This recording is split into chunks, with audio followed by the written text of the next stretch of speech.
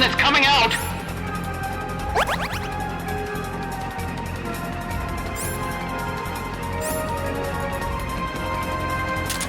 You're asking for the impossible. We need some time. Try again later. They've okayed the request for support. They're sending out a cardboard box as we speak.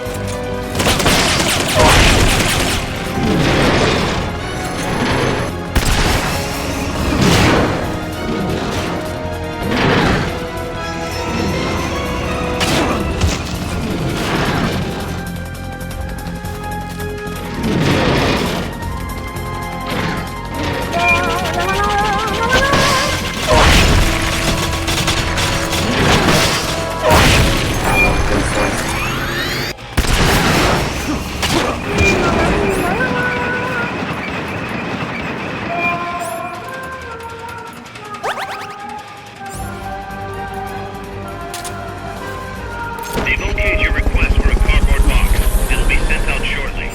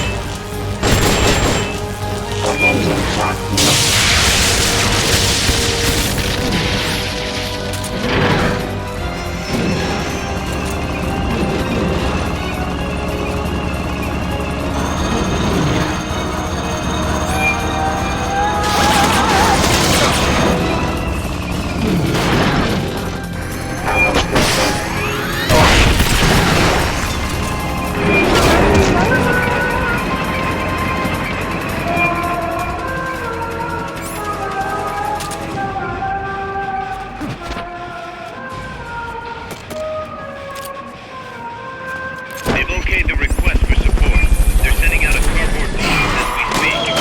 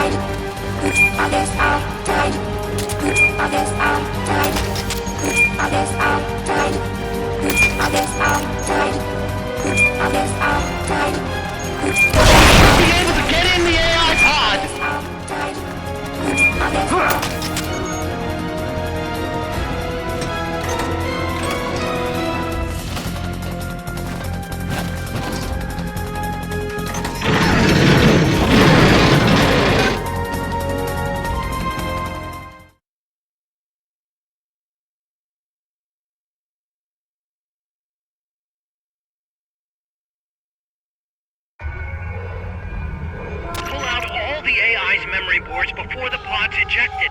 The black memory boards are locked. Go after the boards with icons over them.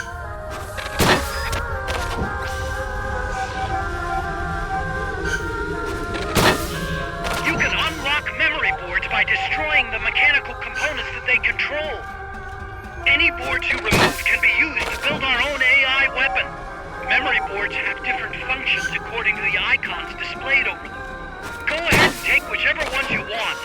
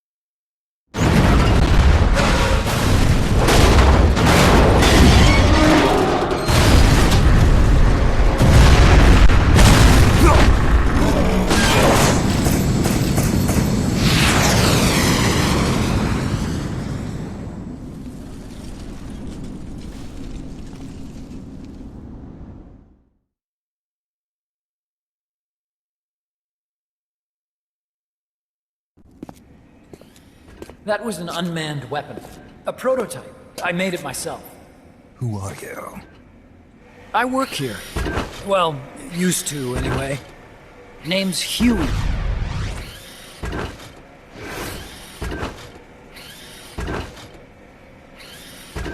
And who might you be?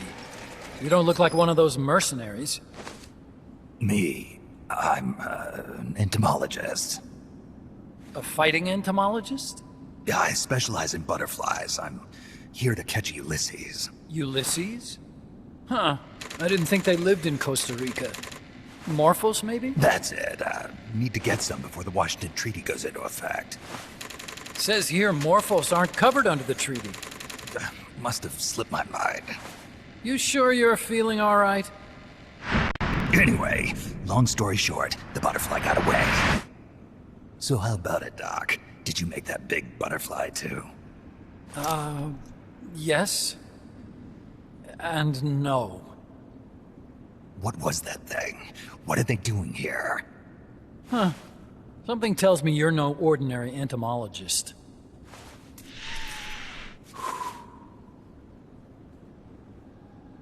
The nukes were loaded on that machine. The project's entering its final phase. Project? That's right. The thermonuclear warheads they brought in, the bases scattered throughout Costa Rica, the mercenaries, the AI weapons, the research we were conducting here. It's all for this. We used this facility to develop unmanned weapons. Unmanned? Robots. The one you just fought was a pupa.